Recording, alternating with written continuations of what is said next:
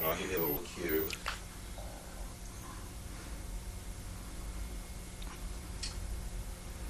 Okay, can you tell us about this picture, please? All right. That's my picture when I was 16 years old. It was taken in New York City. My oldest sister, took the picture. To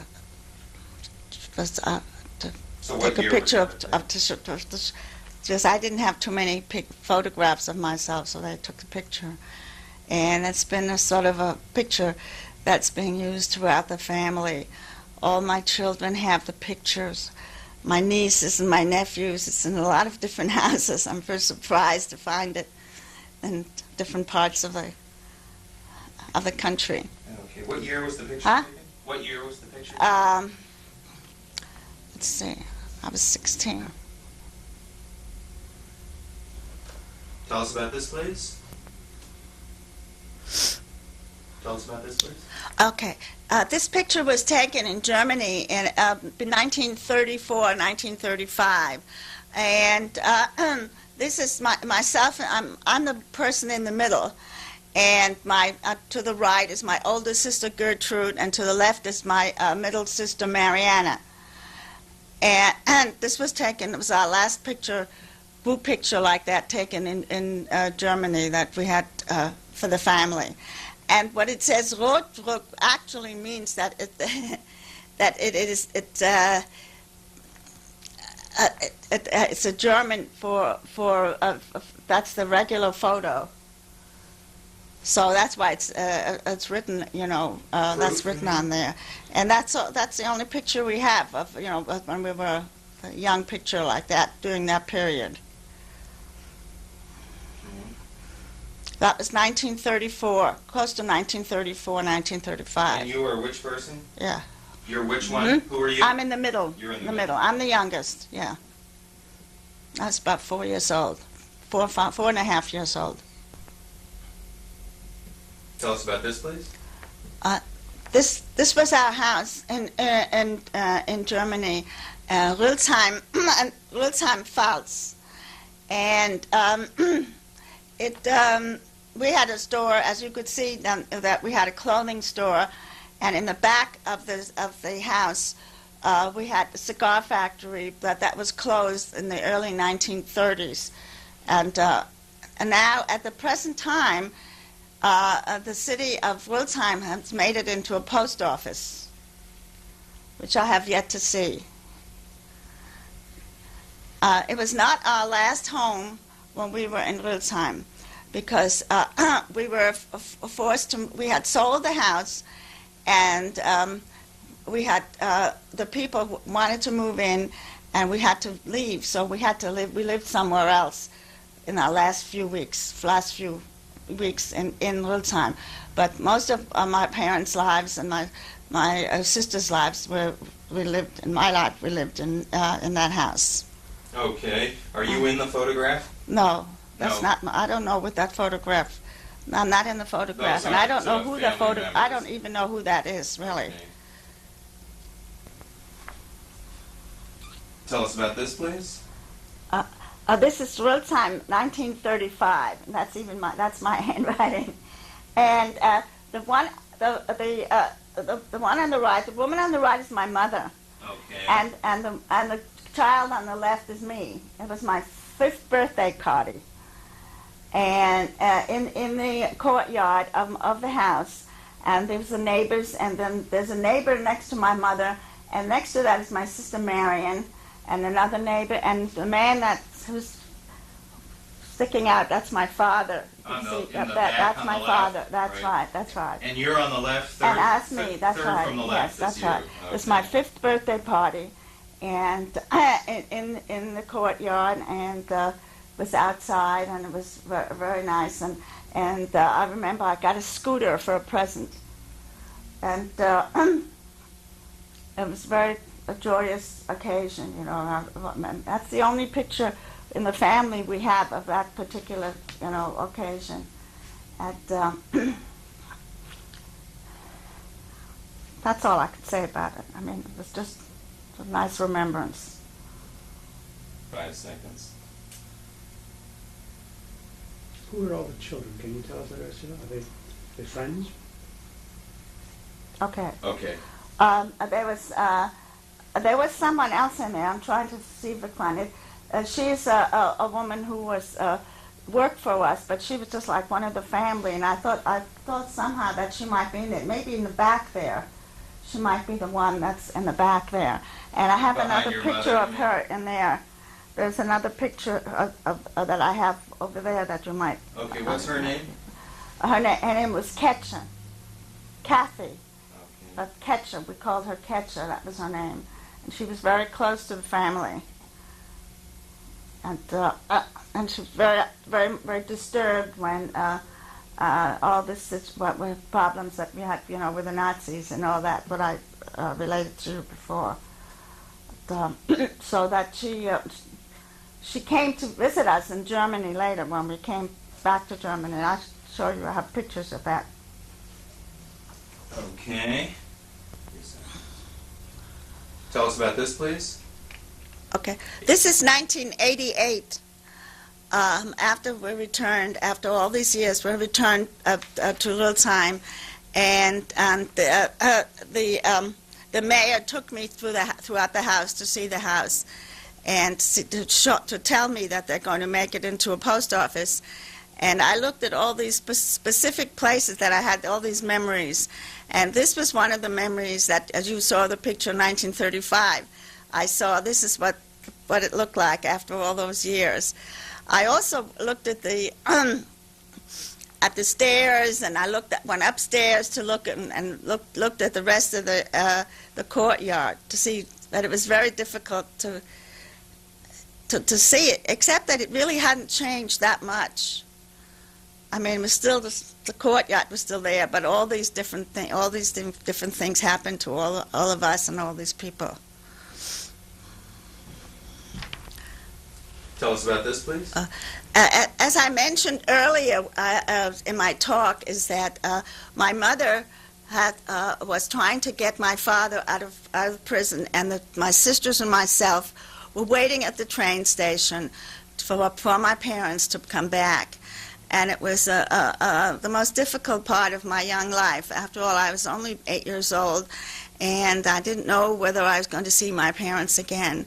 And it was a very trying experience.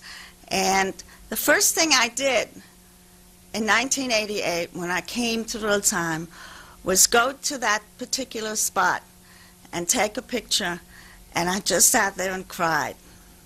I just cried, and I couldn't stop crying.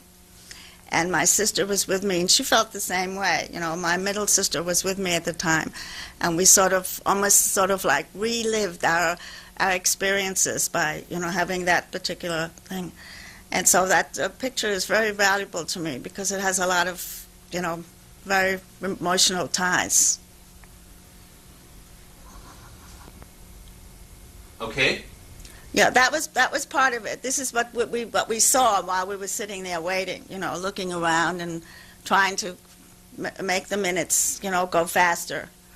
And that's part of it. I took part of those pictures that I took when we first got there. So. Tell us about this, please. Yeah. This was my my great-grandfather's grave in Rutesheim, and they took us on a trip to the cemetery and showed us what the people in the town have done to keep the Jewish cemetery in good condition, and they said because the Nazis really wanted to destroy it, and there were attempts to destroy it. But the older people in the town were against it, and they made sure that it was still intact. In fact, they even tried to, before we got there, I'm sure they did some work on it to make it look even better. And so we went through the cemetery and saw my great-grandfather, my Here are some more. grandfather, and my We'll slip yes, this in. it is This what is all your. is, yeah. Is this your great-grandmother? This is my great-grandmother. That's Okay. right. How did the older... This was my grandmother. This Your one was my grandmother. grandmother. The other one was my great-grandfather, and I guess Okay. I've never met any of those people. I've never, but my parents told me, or my father always told me about them and everything. Yeah. And this And this was my grandfather. your grandfather. This was my grandfather. How did the older Germans in the town prevent the Nazis from destroying the graves? How did they do that? Well, it seems that in the town there were not that many Nazis themselves, and that the town was forced. Things were forced upon by the town by Nazis that have come from other areas. Because even at the time when they wanted to, when they arrested my father, the police never wanted to keep him in prison. It was always the Nazis who came in and said, "Look, we're over you, and you've got to do what we tell you, and this is the way it is," you know. And people who resisted had very bad experiences. There was one woman who came to sit with us while we were waiting at this train station. And when they found that out, she was in a concentration camp for a while, and her husband was put on the Russian front. So the people who didn't cooperate were not treated very well. They were not treated very well. But as a rule, the German, that particular town did not have many Nazis. And in 1930, they didn't feel the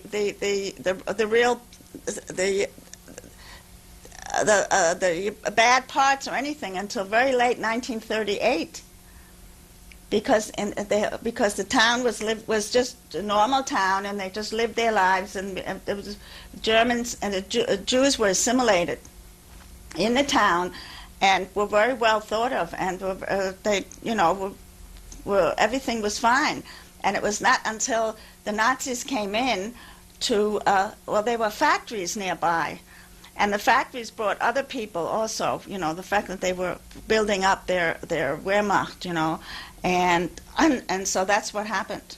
That's what happened in the town. Because many of the older people, at least this is what they told us when we were there in 1988. I don't have the copy yet, but I will get you a copy of our experiences in 1988, where the mayor made these speeches where they took us into the schools, and many people invited us in their homes, and we were just wined and dined and made to feel at home, and they continue to correspond with us. I get a newspaper every few months, and they tell us what they're doing in the town, and they're asking us to please come and visit. They even asked to please come and live there, but none of us want to come back and live there. There isn't anyone there that's living there anymore. But they feel that, and what they've done with the synagogue is change the synagogue into, they've resurrected it, and they even I put up plaques on it of all the people in the town, the Jewish people in town, put their names on it. They've taken some streets in the town and named them after some Jewish people that they thought had contributed a lot in the past years and generations that they lived in the town, so that they really want us to feel that we're not forgotten and that we're, Have they named any streets after people who were killed? Yes, some of the people that were killed. That's right.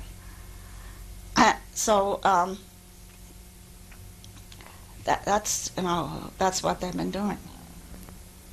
Okay. We're rolling. But this was one of the trips that they took us into the cemetery. But they took us on a lot of other trips in the surrounding area to show us what's been happening. I can see her. Tell us about this, please. You see, the one on the right is me, the first one. The second one, her name is also Ursula. She is a councilwoman in the town of Rutesheim.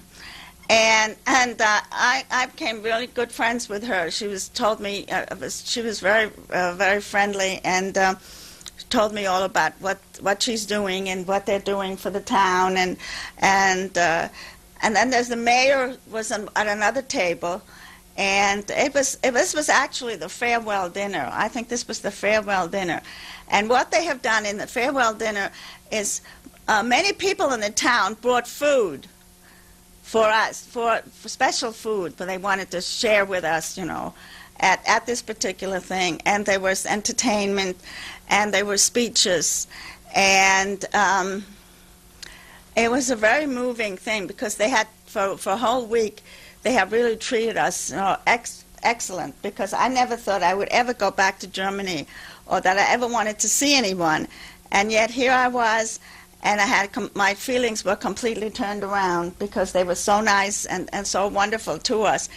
And is it at that particular dinner, see, that may enter me into my next speech with my husband. My husband got up and said, he feels like that's also he feels like he's part of them, because when we went back to Poland twice.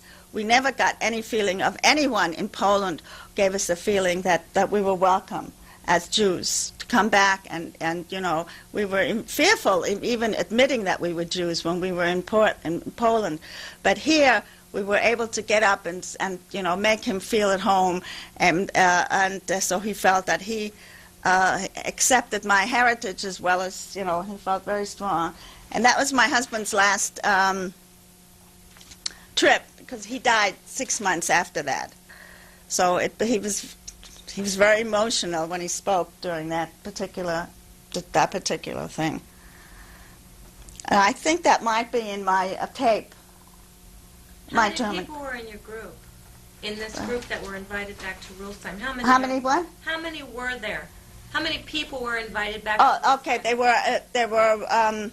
I think it was 60 people altogether, but you have to divide that in half, because after all, half of them were the spouses who were not people who had lived there. So, and there were about 30 other people who were invited who could not attend because they were too old and they had too many medical problems. And then, of course, my own parents were dead. I don't know whether my own parents would have wanted to go back. I don't know how they, felt about the whole situation. How big was the Jewish population of Rutesheim? The population of... The Jewish population, how many Jews were there in that town before? Originally, you mean? Originally, they were at least 1,000 or more, yes, in a town of 2,000 or 3,000 people, see? Now, in 1988, Rutesheim had 7,000 people. There was an influx. Of course, a lot of those people who came during the Hitler time stayed in the factories, and all that stuff. But and it's a very productive little town. And the mayor, which is it's unbelievable, they have something called Moby Dick, which is like a recreation. It's a recreation complex, which is so tremendous for a little town like that, which is unbelievable for the townspeople to play for sports or for anything, to go to, and that's where they wined and dined us. In that place, they had 40 service organizations entertained us from the town itself. They had different things, the children and the mothers and the grandparents and you name it, just about everybody, So it was a really nice experience. I plan to go back this summer. I plan to visit the town with a friend. Tell us about this, please. This picture was taken in my parents lived in Concord in the apartment, and it was taken shortly. My mother died about 2 years later, or maybe a year and a half later after that, and my father died 5 years after that. But this is where they lived in Concord, and the whole family always visited him. Everybody came to visit them. and at that point, my parents never thought that they would ever go back to Germany, or that they would ever be anything like they would ask us to come back, or pay our way to come back, or anything like that. They would have laughed at something like that. They would not have realized that something like that could, exist. And What year was this photo taken? let's see, my mother died in 1977. My father died in 1982. 81, excuse me. He died in 1981. That's right. So this was sort of during that, just, before 1977. It was, 1976, maybe something like that, something like that. Mm. Tell us about this, please. This is that's me. I used to have real long hair. And that's with my father, and was standing close to the apartments where he stayed in the same apartment, after my mother died, and we visited him very often. And he was he liked to do a lot of different things. He wanted to be part of everything. Whatever we had, whenever we did anything, he came along with us, and he had lots of stories to tell us also from his experiences during World War I, when he was in the German army in World War I, and he would tell us experiences about that. And one thing that, as he got older, he always talked about, but he couldn't understand that, the way that everything progressed so fast.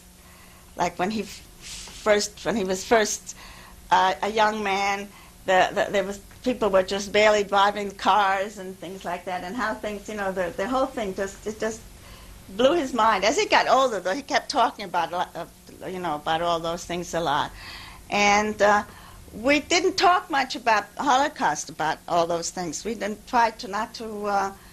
He tried not to think about all his experiences, and he never talked about his experiences except one time. He did say something, that was the time when he was in that jail, just for the short period of time, that in all his life he'll never forget that particular incident, and the fact that my mother, rescued him and all that kind of stuff. But otherwise, he never wanted to talk about that, He didn't really want to think about it. And he was very active. And then next picture will show you all the different things that he did. What year was this photograph taken? Let's see, he's 1997. Well, it could be 1979, something like that. I couldn't tell you the exact, it's something during that period of he liked birthdays. Both my parents very much for birthdays, and we always celebrated our birthdays. We would always have big celebrations. So from the time he was 80 to the time he died, 80, 83, 84, we celebrated every year of his birthday. It was a big thing. We went out to a place, and we invited all the people in the apartments. Were friends of his, and they all came along, and he wanted to have that.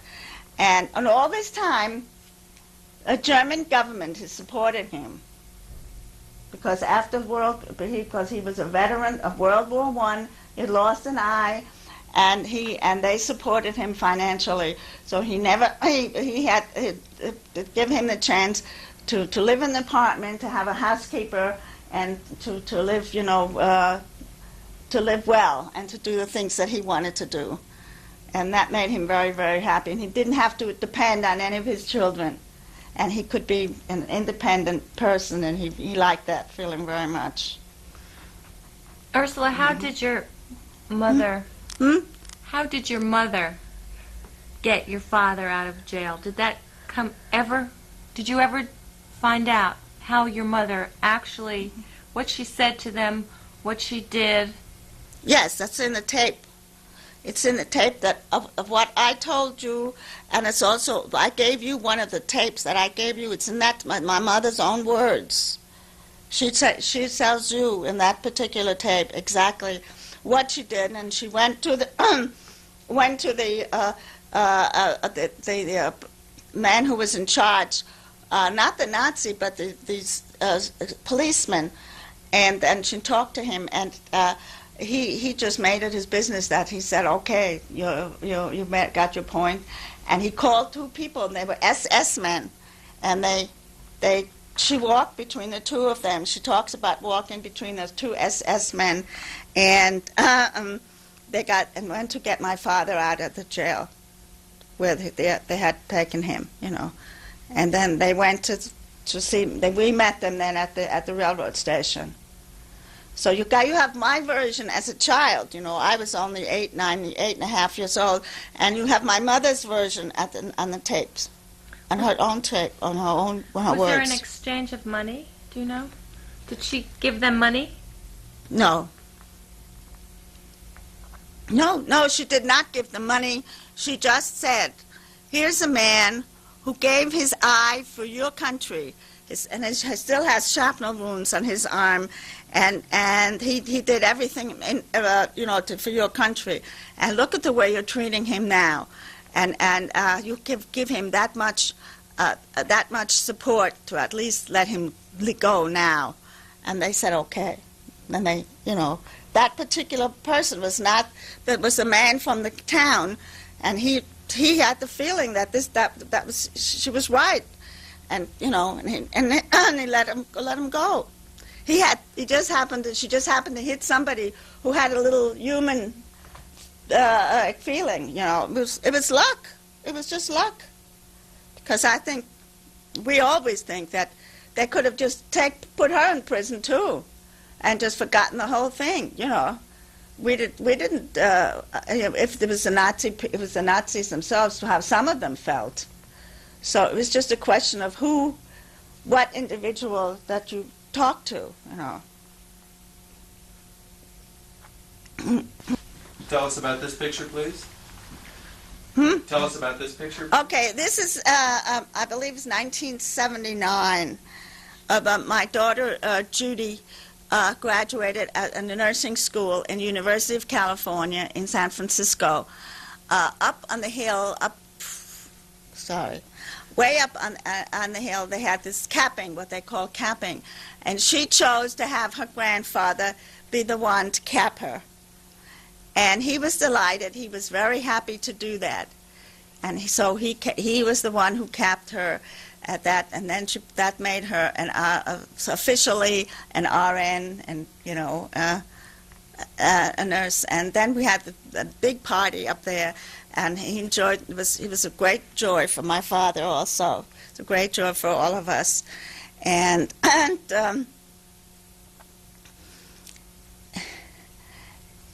so this was just one of the things that he did. This is what I'm saying. Was my father was a quiet man, but he'd like to do things. He did like to be involved, and he was involved in all the things in our family. And this was one of the things that we made.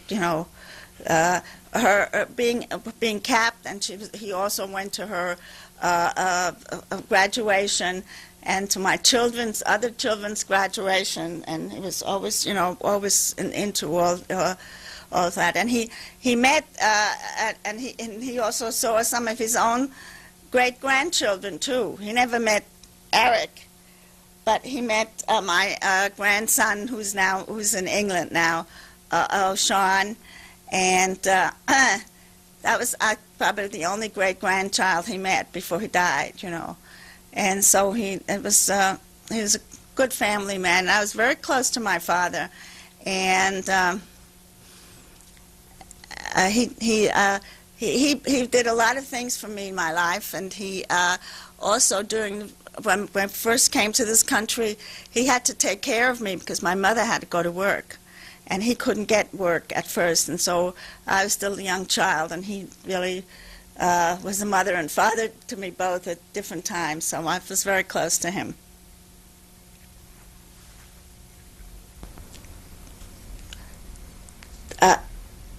Okay, this is the part, I believe, just before he capped her, before he capped, and to show my daughter's Judy's real happiness to have her grandfather do that and see how happy she was at that particular situation there.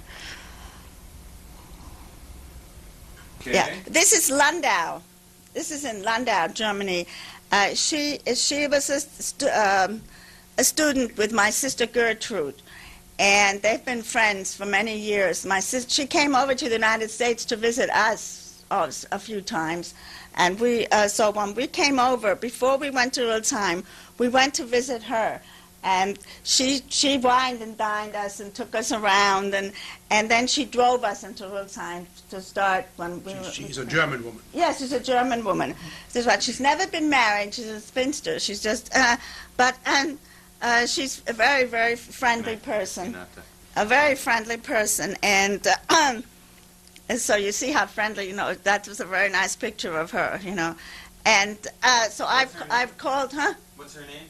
Her name is Gertrude Brinkhaus. And I called her 2 weeks ago, and she's delighted that I'm going to be in Europe.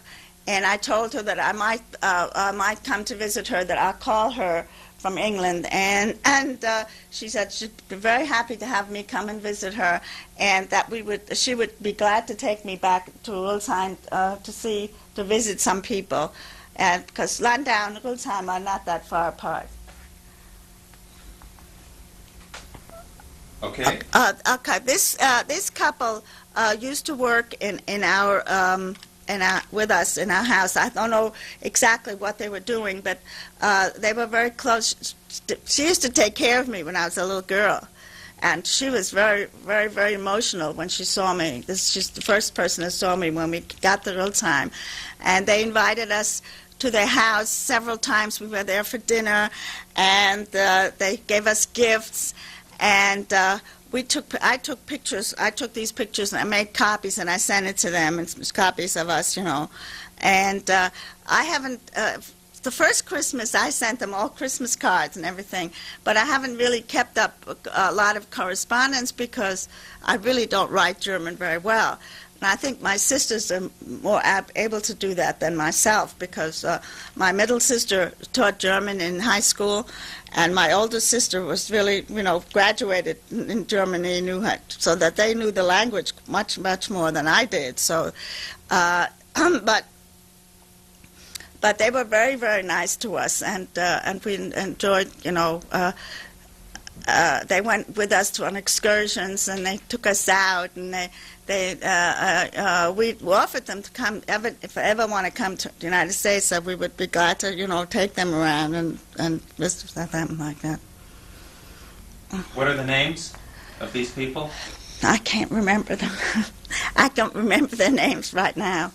I mean, I have it written down somewhere, but I couldn't. It's very, there's so many people that I've got a whole book full of people who, who I know, I remember, but I couldn't tell you their names. Tell us about this, please. Okay, now the woman on the right is was a cousin of my father's. She's in her 80s, and she came to the German experience in 1988 with her grandchildren. Yes, her husband is dead and her son is dead, and so she came with her grandchildren. And she was the one who was responsible, actually, for us to be able to come to the United States, because we were not able to enter because our visas were not strong enough. And she went and looked in the phone book and found some name. Our name was Bodenheimer, and found somebody with that name, a very famous doctor who she convinced to write a letter to say that he would support our visa. And that's how we got into the United States. Otherwise, we never would have gotten in. So we really owe the fact that we're here to her. And we still correspond quite a bit. I write to her and she writes to me. And she's living in New Jersey. And she's one of the few left in our family, so we all still correspond with her. What's her name again?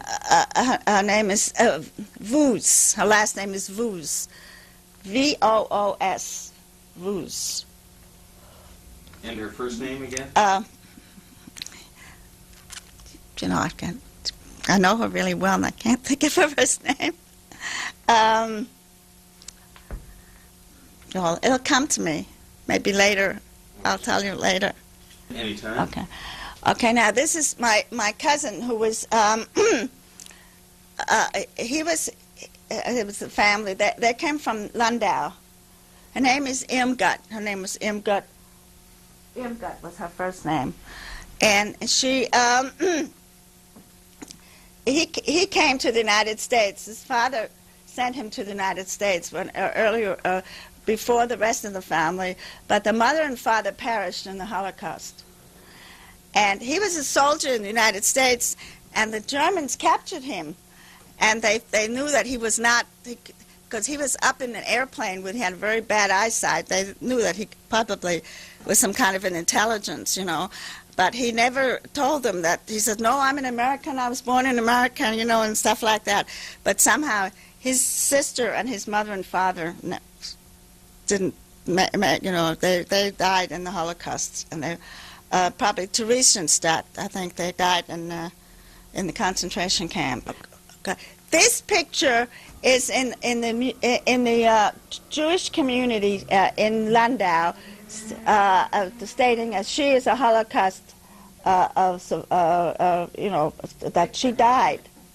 That she died, and they have her picture there, and they have a whole story about the family there. And her brother is the person you were just describing. And the brother her brother is alive, and he's living in Florida. And he saw this.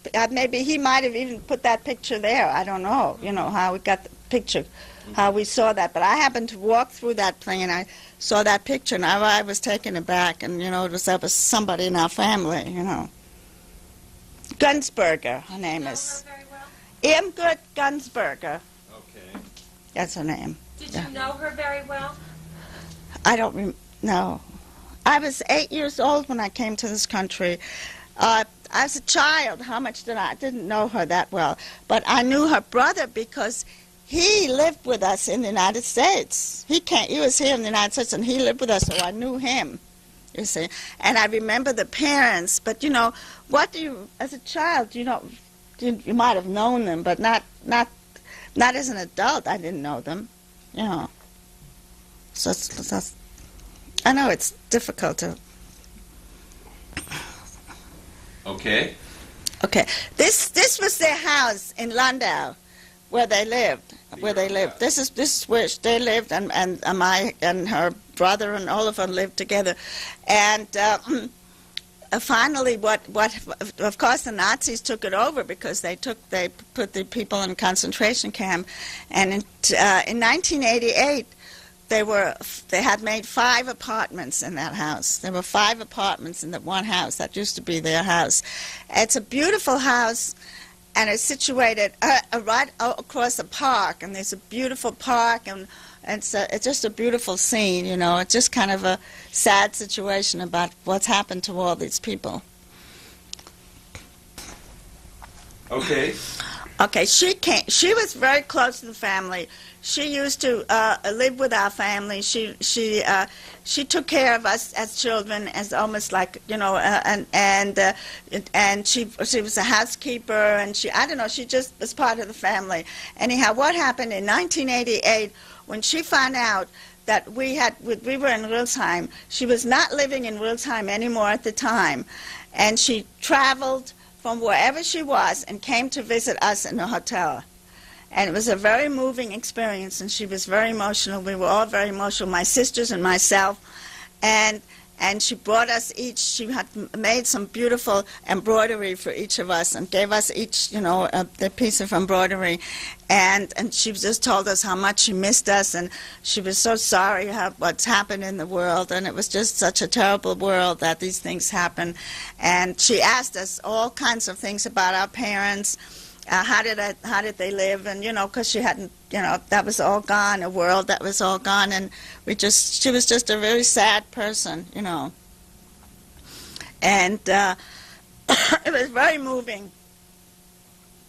We all cried, everybody cried, you know how that goes, you know. What's her name again? Her name was, I called her Ketchen. And I have her name. She's got her full name. I've got it written down here somewhere, but she has a full name. And I thought, but I haven't got it right. I couldn't tell you. No, it's Okay. Well, no. tell us about this, please. It says this is my mother's name,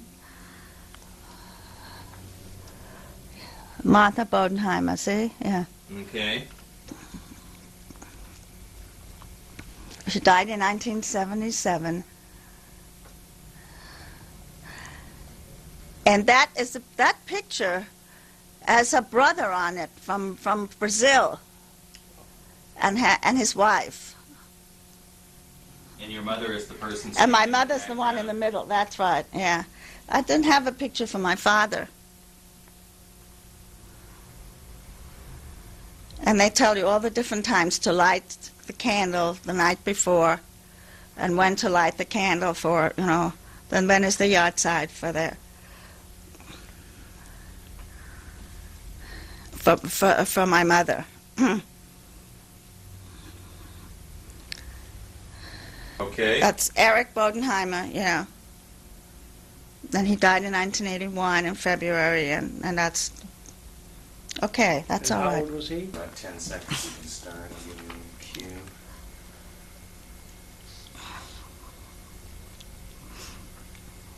Anytime. Today is June 18th, 1991, and I'm Ellen Szakal, an interviewer with the Holocaust Oral History Project of San Francisco. Today we are talking with Ursula Sabel for the second interview, and assisting in the interview today is Alan Peters.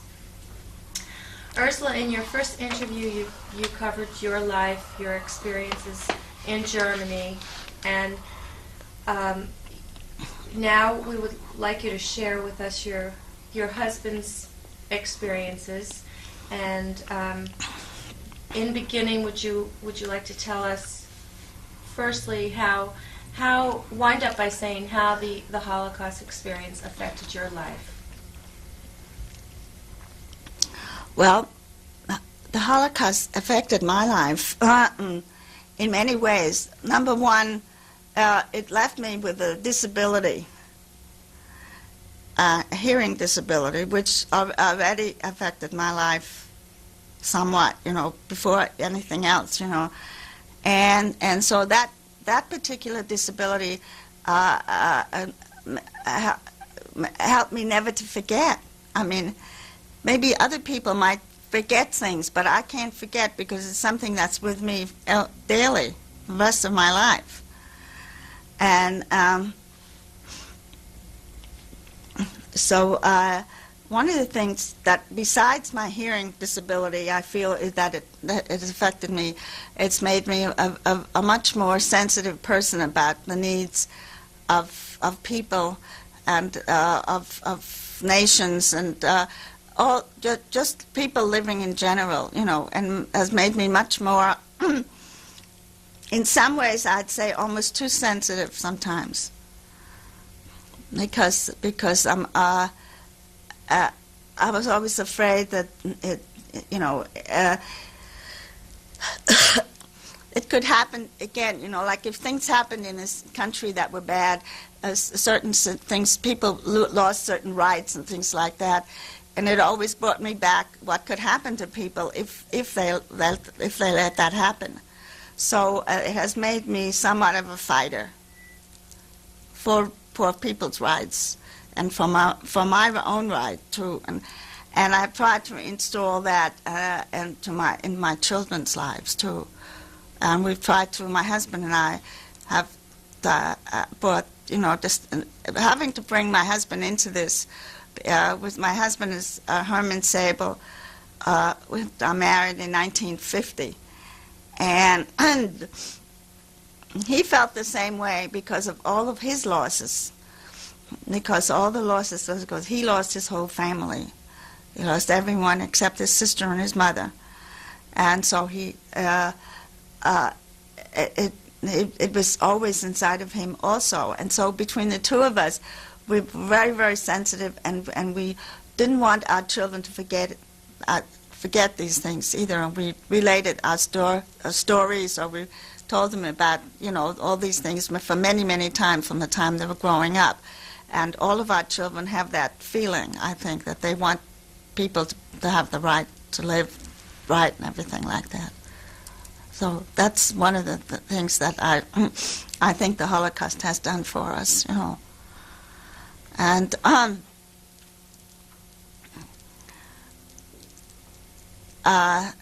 but also, I think that I would like to say that, well,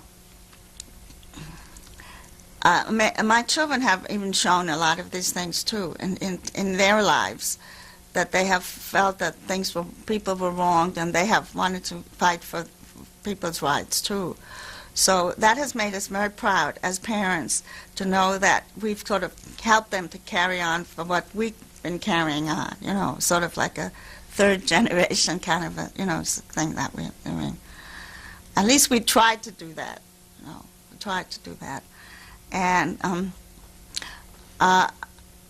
besides not being able to forget the Holocaust because of my own feeling and because of what happened to me, I had a husband who wouldn't let me forget it, even because of what had happened to him.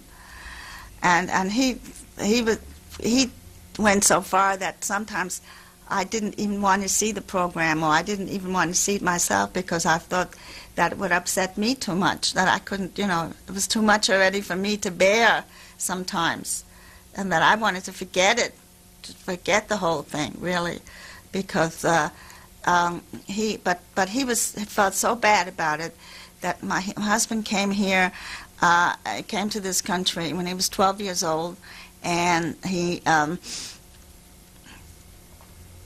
in the 1920s, so that he really didn't experience any of these things himself, but it got to the point where he almost felt like he experienced it.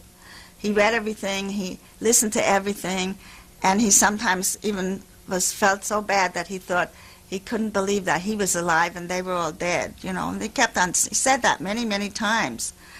And during World War II, I didn't know him, but he said that during World War II, he tried very hard to get into the army. He was in the army, and he wanted to get into a place where he could fight, because he really wanted to fight the Nazis, and really wanted to help. Have that he needed to have that feeling, and somehow it never happened to him. He tried to get into the tank corps, and he never made it. They said that he was better. He was a radio operator in an airplane, and he would just never have the chance to really get into into actual fighting experiences. But they felt that he would be better off in doing what he's doing than in what he wanted to do was fighting. And they used to call him. I saw some papers that he had from his.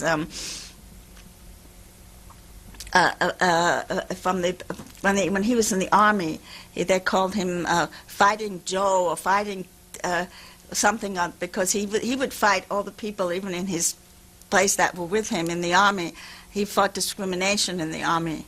There was a lot of discrimination, and he was very much at that point. And he got into a lot of different difficulties with a lot of these really southern fellows who really were very highly discriminatory to Jews and to blacks, and so he got into really he got to be known as the fighter on the post, and things like that, and he did things like that.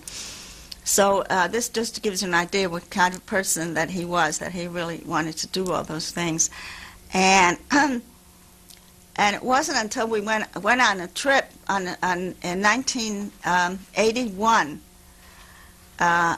Up to that time, he would read, and we would discuss things all the time, and he would always feel very bad about the situations.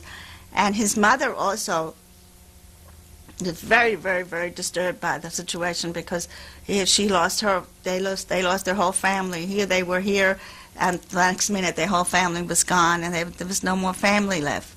Their whole world was gone, So in 1981, we took a trip to Warsaw and Czechoslovakia and to the other those countries, to Poland.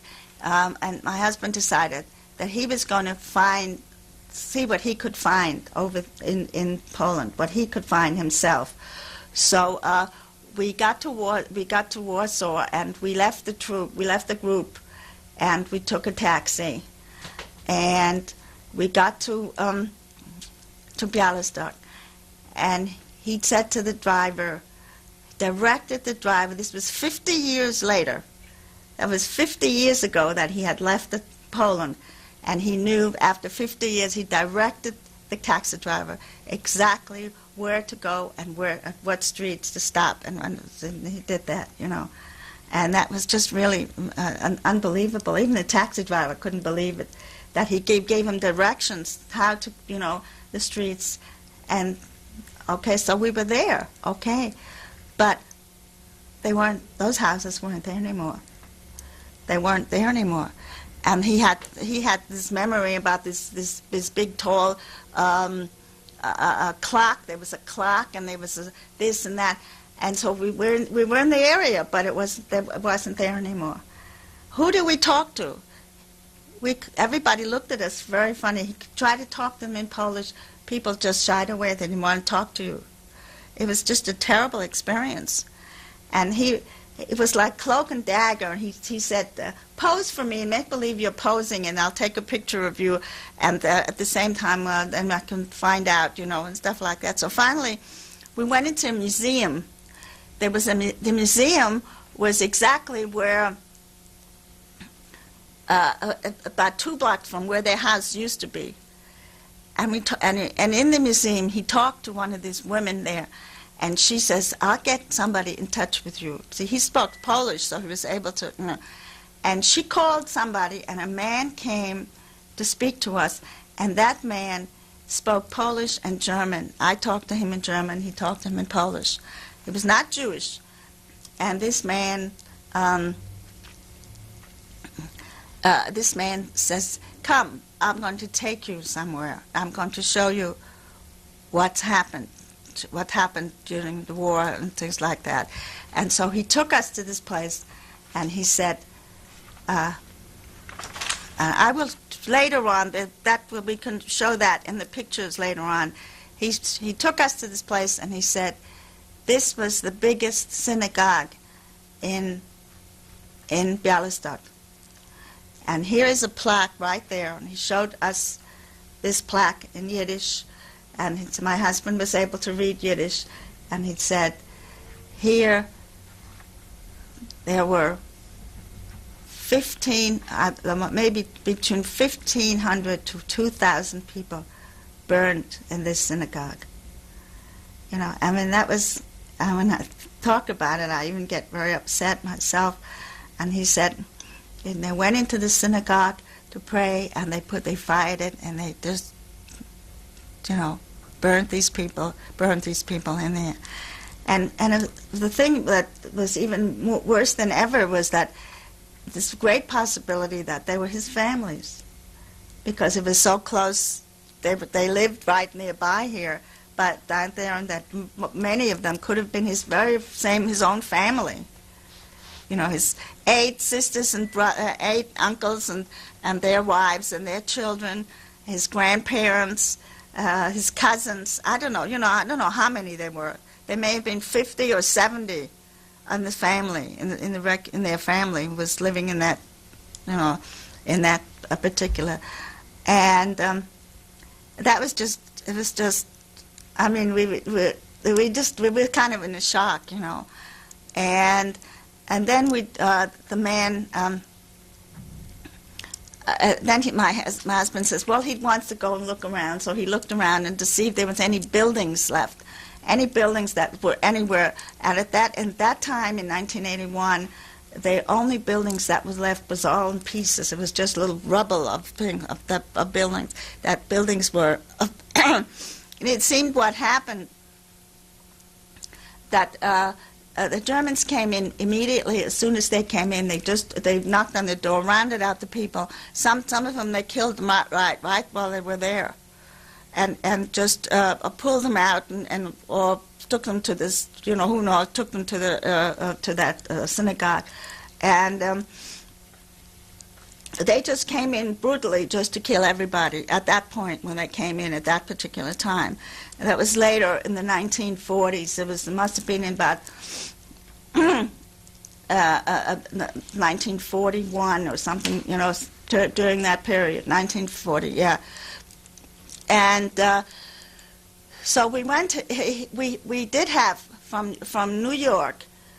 We had this one person. We knew one. There were 11. First of all, there were 175 or 185,000 people in Jews in Bialystok during the war, before the war, and here there were only 11 Jews left living in this town, and so we had the address of this one Jew that my husband got from New York when from the Bialystoker home group there had sent him some and that this man was living there, and they were sending him supplies. This man was a Holocaust survivor, and they were sending, and he was living on the money from New York, and the Polish government was also giving him. So we went to see this man.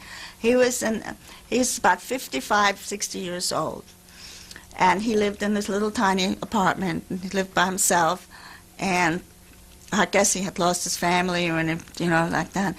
And he said, "Oh, I'm so glad you come to visit me." And he was very friendly and very sweet. And he says, "I'll take you out and I'll show you around, the area." And he took this. We went in the car with the driver, and he told the driver where to go. Well, what he did show us was just how all these different people got killed in different places. He took us to about, I don't know how many places, but so many people were killed here, so many people were still standing, so many people were killed at the machine guns, and it was just terrible. I mean, it was just really, really bad. It was so bad that at one point that the Polish driver who had driven us from Warsaw, he cried just like the rest of us. I mean, it was just really not, just continuous. This is the continuous thing he was showing us, and he also showed us where the Germans went into the cemetery, like I was telling you, where they took the plaques from the cemetery and paved streets with it. And they had other places where they moved the cemeteries. The cemeteries were completely disarranged what they did with that, and it was a really terrible experience. And so we didn't really see anything. My husband wanted to see some happy occasions, but he didn't see any happy occasions. He didn't see anything from that. And I thought he was going to have, frankly, I thought he was going to have a heart attack, because he was just felt, and I just felt really bad when to see all this and to be there, because it's one thing to talk about these things where you read about them and you see them, but when you're standing on the very same spot where that happened, something happens to you. It's like you almost feel like you're there. It's a terrible feeling, terrible. You just get all, where you go. You just don't. There's nothing you can do. It's over, but still, it happened, and it's just a terrible experience. And then he wanted to go to Treblinka or something, and I wouldn't go with him. And I said, no, I think we've seen enough. I don't think we have to do that. We know that's there, and we don't have to go. And we don't, you've seen that, and there's nothing there. There's nothing here of your old life, and why do you want us to come? Let's just get out of here, because if there weren't any feeling, the people certainly didn't make you feel warm or nice or friendly or anything. Or most of the people, when we went into a store, or we had some a lunch in one of the places, and they acted very, like aloof. They you just didn't have a very good feeling about that at all. I just didn't, So finally, I convinced them to to go back to Warsaw. We went back in the thing. But that taxi driver, and you know those people, the way they drive in Poland is absolutely, you've never in your life. It's just like, I had to close my eyes to be happy that we'd get back there alive, because they drive so fast. I mean, they drive like real fast, and then they stop short right behind the other car. But I mean, it's such a way that it's really almost shocking, And it was 150 miles, but he made it really quick. He made it real quick. And my husband wanted to go to Treblinka, and I said no, and I wouldn't go, and so we didn't go. And we went on with the rest of the tour, which was from Warsaw. We went to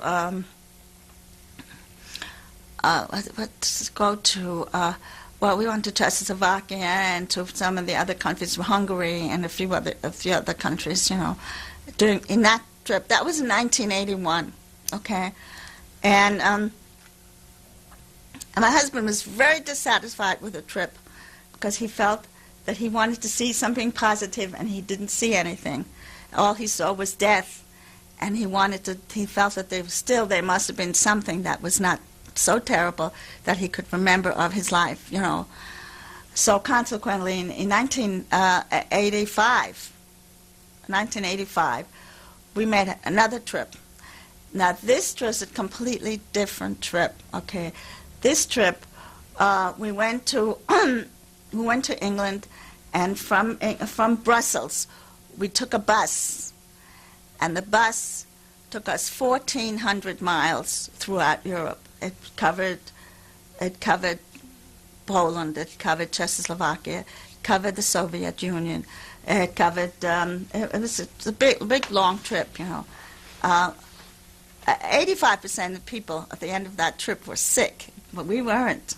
We weren't sick. It was that trip. Anyhow, we went to Warsaw.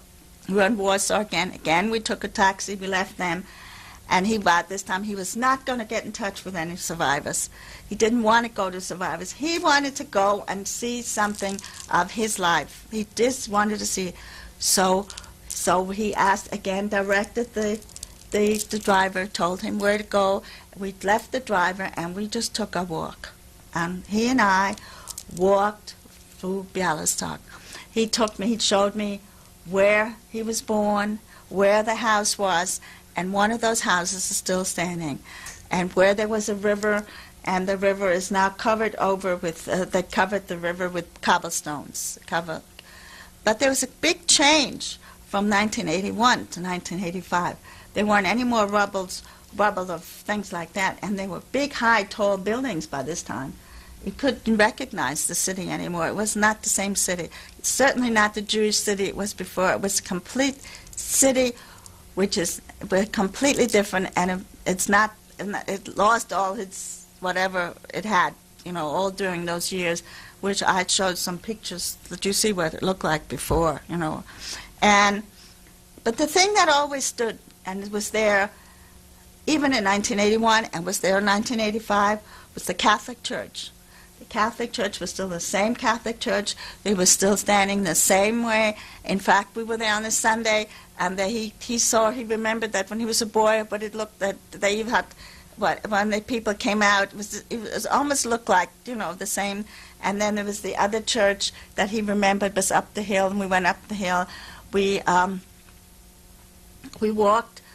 He told me how he used to walk home from school, where he used to go to school and walked around the whole area. It was really a beautiful thing. And we came upon the bus stop, the bus station. Bus station hadn't changed in 55 years. Bus station was still the same old bus station. The buses were more modern now, but the bus station was still there. And he was really delighted to see that something, was still. And we had what they call a hot dog, and it wasn't a hot dog at all. I had a hot dog, and there was nothing in it. It was just fruit and vegetables and stuffed inside, and they called that a hot dog. They called that, so he really, in a sense, he found something of what was left. but it was nothing left of the Jewish city. There was nothing left there, but at least he found a little bit of what he remembered of his life, when he was a young boy. And then we went into the store, and we bought the pictures that I will show you. The pictures, there were some photographs that were selling, for photographs of Bialystok before the war, and we bought those pictures. We bought the pictures from them. And somebody mentioned the word Jew while we were in the store, and it was so quiet, you could hear a pin drop. It was just like nothing, it was just very uncomfortable feeling. Like, oh no, oh no, I think you're mistaken. We didn't say Jews, or something something like that. So you could see that it was still a very uncomfortable, thing like that. And it reminds me, and it reminded us of the Shoah. If all of you have seen Shoah, I have a copy of that at home. Of what happened, during that period, that many of the people were living in the Jewish houses, and they didn't want to remember that. There was their house now, and it was gone, and it's okay, There was no remorse. There's no remorse. There was no feeling of remorse. I never, at least not in Bialystok. Now, we found some things in Warsaw where people, talked to us and stuff like that, but not in a city like that. There wasn't any feeling there that, it happened, or maybe if it happened, I didn't see it. This kind of attitude. Or this was a new world, and well, forget it. Let's just forget it. And even though they do have the plaques, they do have the things that they show, they feel they do their duty. They have these little things that says so many were killed here and so many were killed here, so many killed here, but they don't have. But there's no, the feeling isn't there. They don't feel bad about it or anything like that. That happened. And they say, of course, a lot of the Poles were killed too. But when you see how many Jews were killed in Poland, it's quite a few, and then it was just, and so we left on that, situation. But then when we were in Russia, and in those countries, it seemed a little bit better. They had a little bit better at that point. When we were in Russia, 1985, when we were, we met some people there in Russia who had different feelings about that. You could talk to some of the people there, but not all the people. But at least But here in Poland, it was such a thing over it that you couldn't even open your mouth. It was just a very bad feeling. We always had that feeling, in Poland. And so when I was just telling you before that when my husband made that speech in Germany, how he felt, that's why he felt so good in Germany just before he died, because at least here they were willing to, that there was a generation that were not responsible, and they were telling you that we're not responsible for what our forefathers did, and we're terribly sorry. We know we can't do anything. We can't amend it, but at least we can tell you how we feel about it, But over there, they don't be able to do that. They weren't even able to do that. Not in his own in the country where he was born, and so he was. He felt a little bit better when we went back. We went back home, and but from that trip we went to many other places in Europe, and we visited other places. We visited cemeteries in Czechoslovakia and Hungary, and we had some very good feelings in Hungary. We spoke to a lot of wonderful people in Hungary. That there was a lot of assimilation also in Hungary, and there were a lot of spoke to a lot of people there, and they were in fact there were people in Hungary who had come to the United States and didn't want to stay in the United States. They wanted to go back. They went back to Hungary, to their own places, because they felt very comfortable in their own area and stuff, and and stuff like that, and so we enjoyed Hungary very much. Hungary was very, very nice. Czechoslovakia was a little, you had places here and there, but you had some places in Czechoslovakia too. You had a little Jewish section with Jewish shops. It was a very nice section and everything. But what they tried to do was in Czechoslovakia to us, and we really did defy that, was they tried to take us in a tour. They tried to take us out of the city and into to see the castles. Now, you don't mind seeing castles when you go on a tour, but if you want to see the people and the life of the people, you don't want to constantly be taken off to see castles, which was like a 3-hour ride into the beautiful countryside, and then you see, it's a lovely day, but we wanted to be stayed. So we got out of the bus and we said, we're sorry, we're not going to go, we don't want to see another castle. And we stayed in the city. And it was very good to do that, because then we could see something of what was going on in the city, what's going on in the life of the people and stuff like that, because that's what a lot of these countries do. They move, they shove people someplace where they want to shove them to, where they take them. And so when we came home, and my husband was more settled and more satisfied after the second experience. But I think if he had lived, he would have met a third experience. I think he would have gone back again and again, because he just felt that he wanted to, he felt that he couldn't believe it. He never accepted the fact that it really happened. I mean, he knows it happened, but he didn't want to accept it, and he wanted to go back, maybe see that it was all a dream, and maybe everybody's going to be alive, and something like that. But it bothered him. And it had a lot to do with his whole life and his whole makeup. And then by that, it affected me, by doing the same thing, And the children sometimes thought that he overdid it, because he talked about it too much, And but he had to let it out. And as I told you before, that I'm sorry that he would have been very good in your organization. I think that he would have been able to contribute, and that would have been one way to get it out of his, yes. And it was just too bad that he didn't have that avenue. I really think it would have been very, very helpful for him. And because people didn't understand, but he was among people like you who would understand him, and that he didn't want people to forget it. So I think he might have been very proud of what I'm doing. He might have been very happy that I did this. That's what I feel. That was my feeling. Even though my own sisters tried to dissuade me, and I was not dissuaded that easily. And they say I'm a very stubborn person. So anyway, that's all I can think of right now. I didn't want to have me answer me some questions. Why did your husband's family leave Bialystok, and who exactly did they leave behind? Well, okay. My mother-in-law had to left Bialystok because it goes back to the time when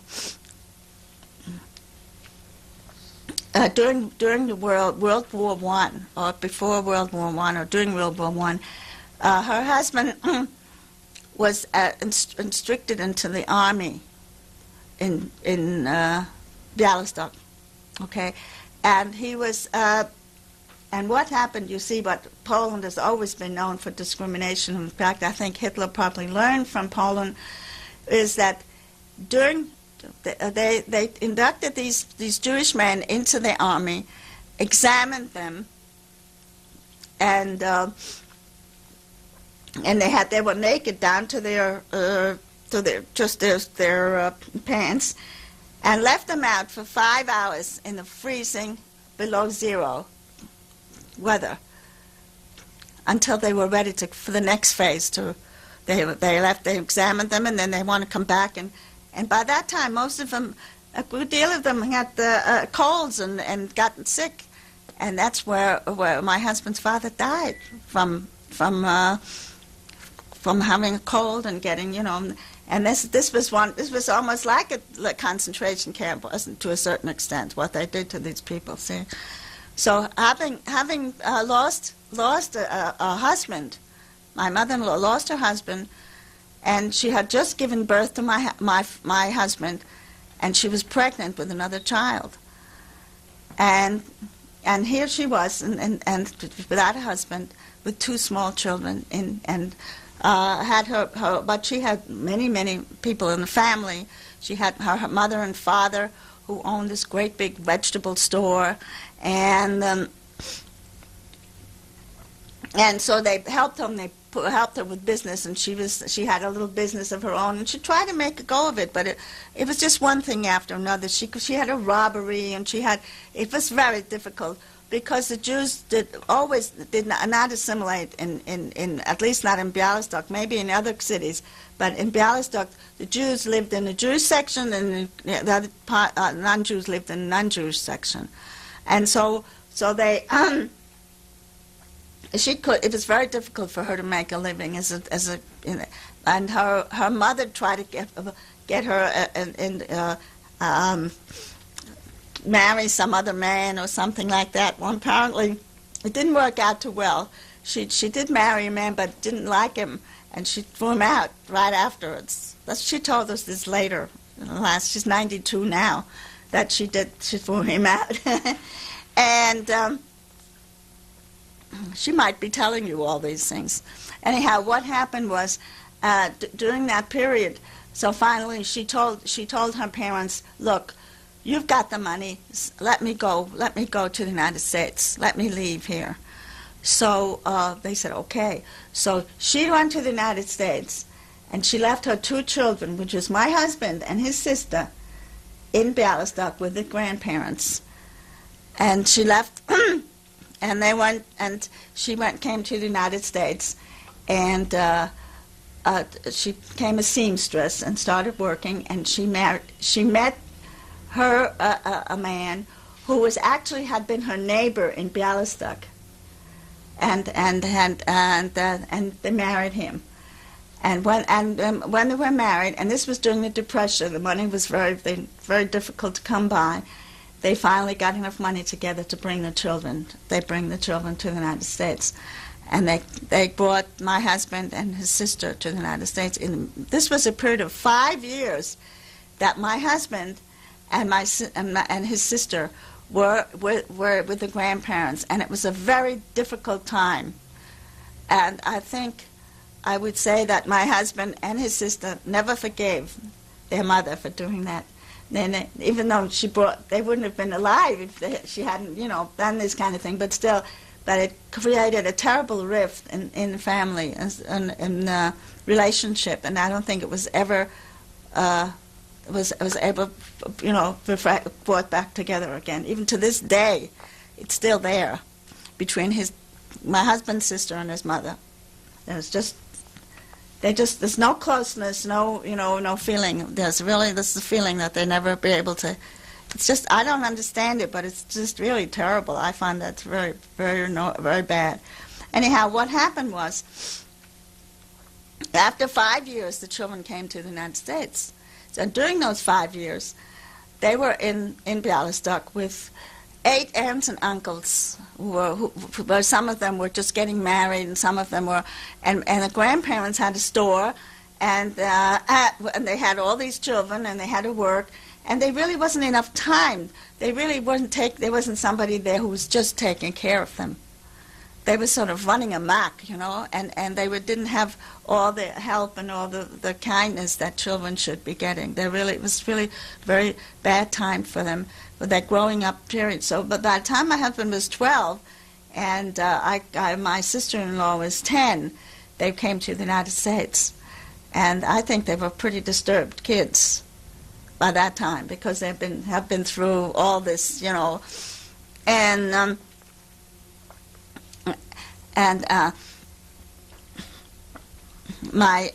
then they came to the United States, and my father-in-law and my mother-in-law helped. Their stepfather was a wonderful man. He tried everything to make them feel at home. He tried to help them to to learn the language. He tried to do everything. He was a very good man, you know. And they never had any other children. He adopted them as his children, and really took care of them, you know. And they really was a really good father to them. But it was very difficult on this situation because had this rift between the mother and the children, and there always was, you know, kind of thing. But they grew up, you know, and but there was never any much as the closeness that I would have liked to see, that closeness that I felt from my parents. They did never have that, you know, and I was very sorry to see that they never had. Oh, they never had that, and so and then after a while, the grandparents were writing to them children, and then during the war, and then that happened, and then they all just disappeared.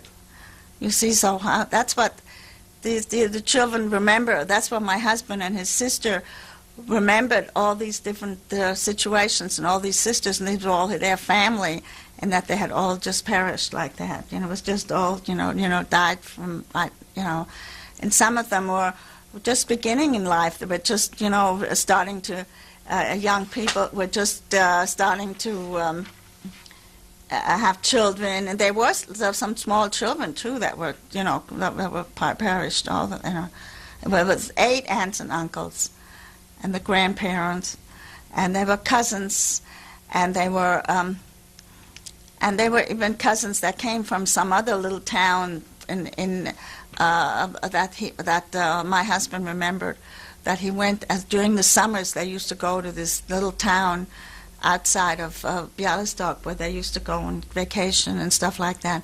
In fact, when we went on our trip, our last trip, my husband made the bus stop on the freeway, and he pointed and he said, "That's the town." And it was a little tiny lump there, and he remembered it, and he says, "That's the town."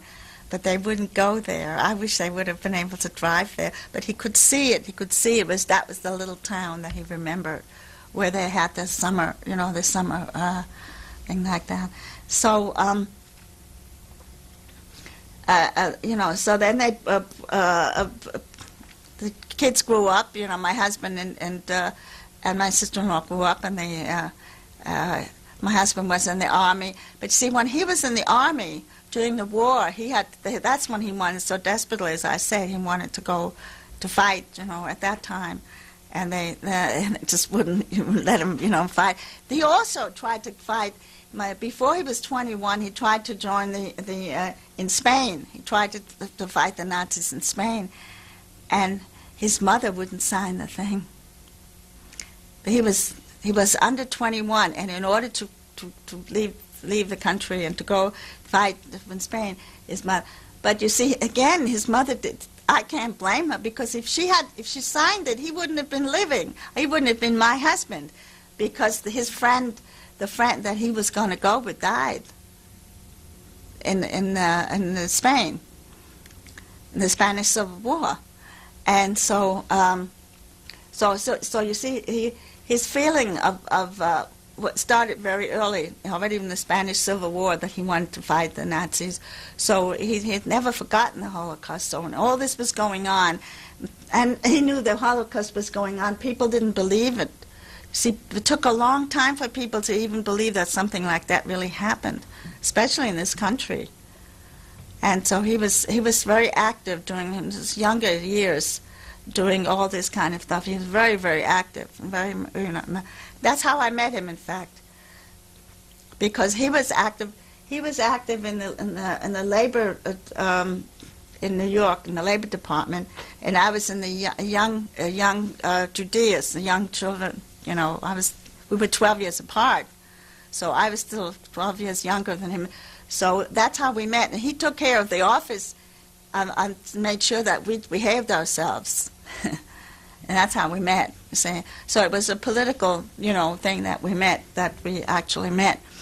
And so we've been, you know, fighting a lot of different things. He was always fighting about that, and he was always So, but he never forgot about the Holocaust, and he always wanted to, he tried very hard. I think if he lived, he probably would have made another trip, even now, to go to see if he could find something, if he could find more different things for himself. He wanted to do find his own, Now, I myself didn't want to go back to Germany.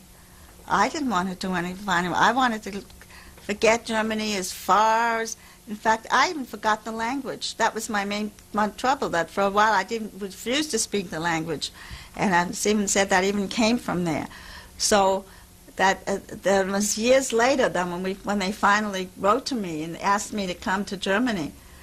At first I said, forget it, I'm not going to go, But then it was my sisters who bothered me about that, because my sisters have been going back and forth all these years. They had friends that went back and forth. Some of them came to the United States, and they went back. They went in Rutesheim several times.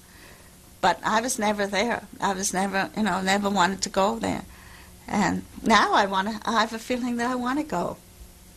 It's crazy. It's a crazy world, I do feel I want to go. I do like to go and see it again and see how I feel this time. Because I didn't, I took it all in, and I felt it was wonderful, that the way they reacted and everything. But it was, I still feel I like to still go back another time by myself, not with a group, and see, is it only a group thing, or is it just, do a lot of these people, do they really mean all that? Because they were overwhelming us. I have a whole book full of names and addresses. Oh, write to me, and I'll write to you, and I'll, really over. And I don't know, I just wasn't sure how deep that went, But I know there were people that felt like some of those people we have there, but not all of them, not all of the people. But they were not Nazis, and they were not to the point where they wanted to,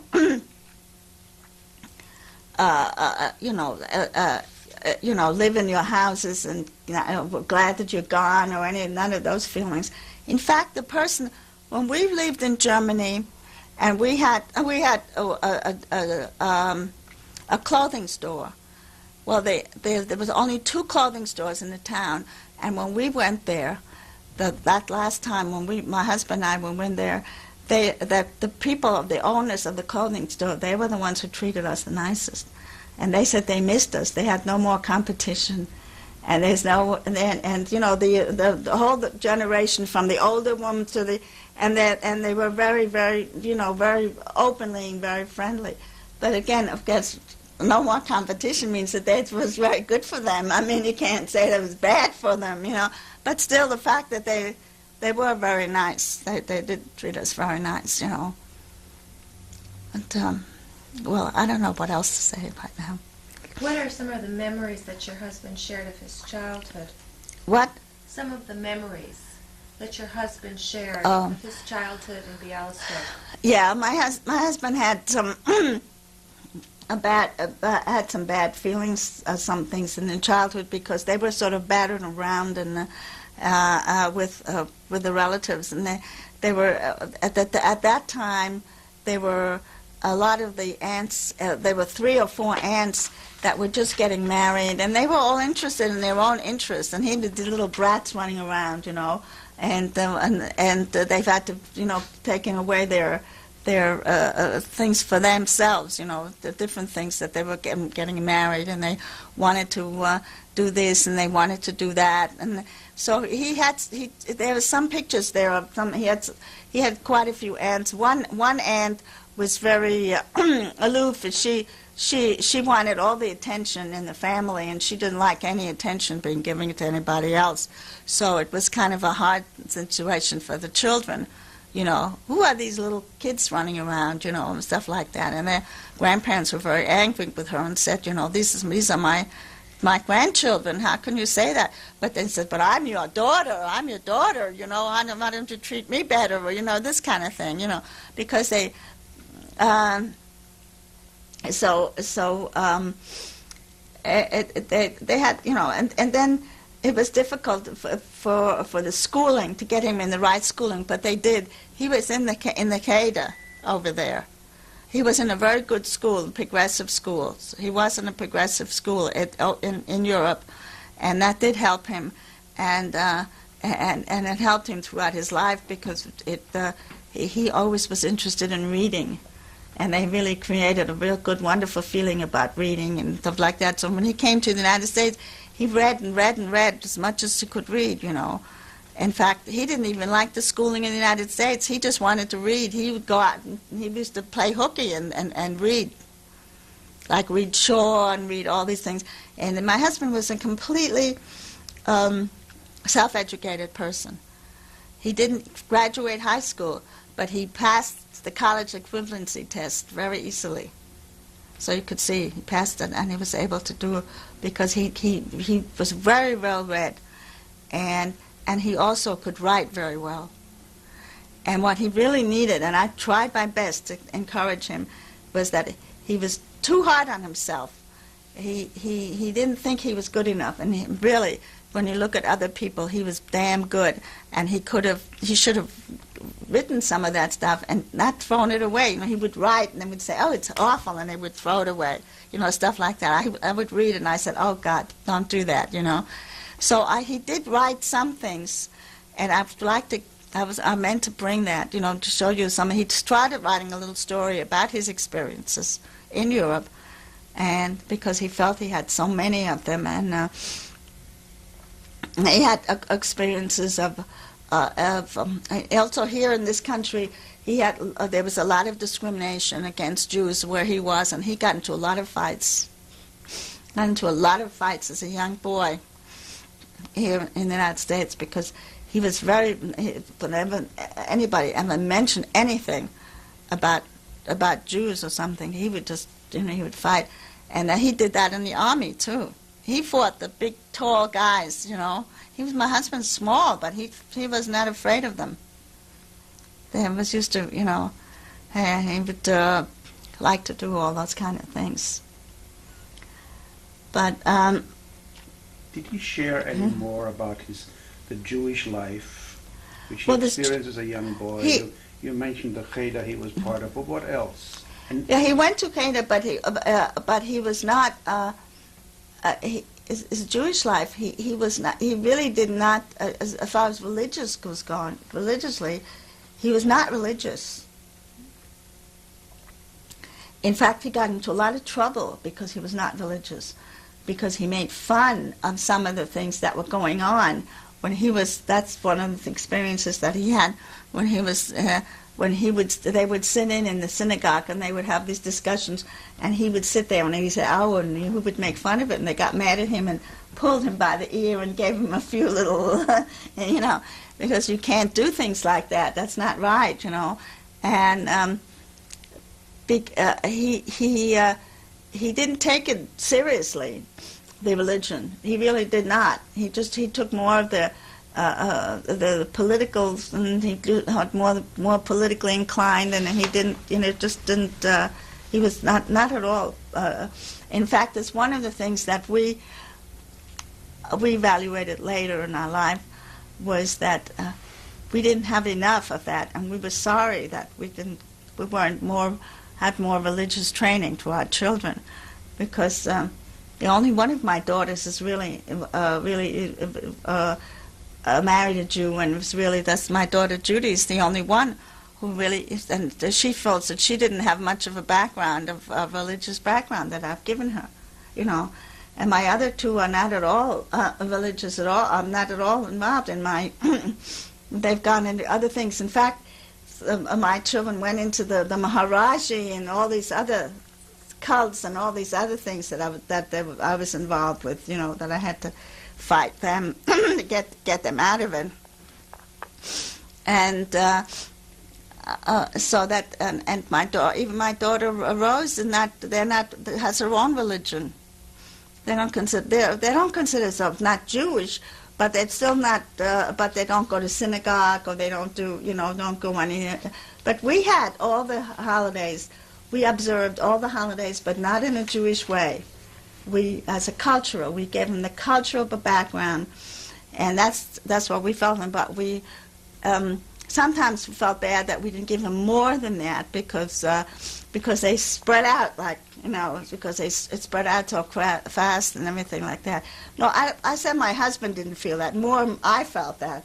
Because he never wanted them to have the Jewish, really go into it deeply, because he just doesn't feel that himself.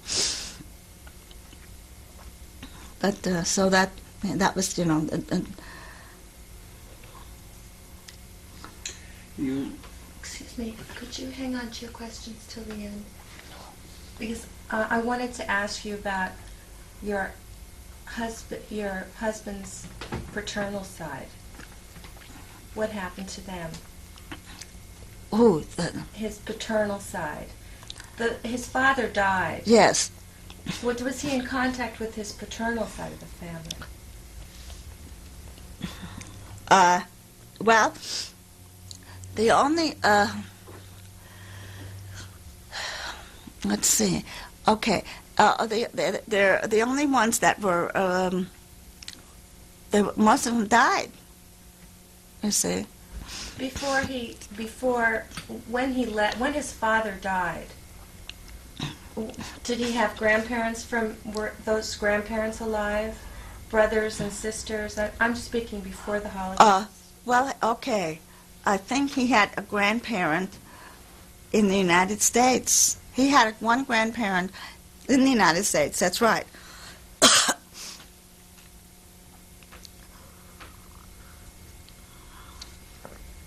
And I think he did have that lived with his cousins. She lived with the cousins, and she died shortly afterwards. When he first came to this country, there was a grandmother, but she lived only maybe a few months after he came back. He came to this country. I don't know how she came here. I don't remember that. I mean, I don't remember that type. Maybe my mother-in-law can enlighten you on that.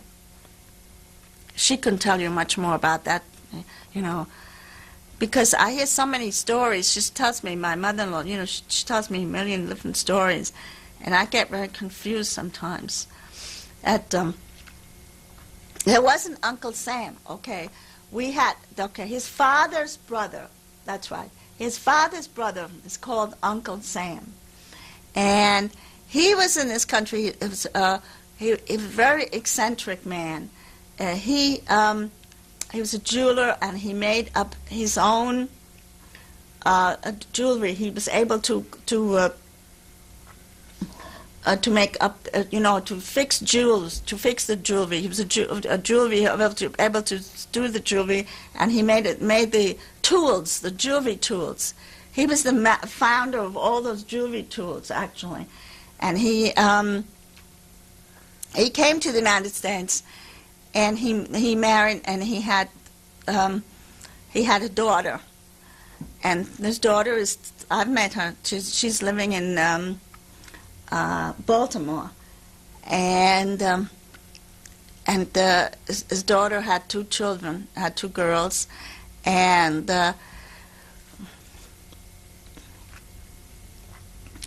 but he was very eccentric. He divorced from his wife, and then he just went off by himself, and he just lived most of his life by himself as a jeweler. And and once in a while he would come by. He liked my husband very much, and he would come to visit us. When he was 94 years old, we get a call on the phone from the bus station. This man came. He came from. We don't know where he came from. He was somewhere in California, and he wanted to come and visit us.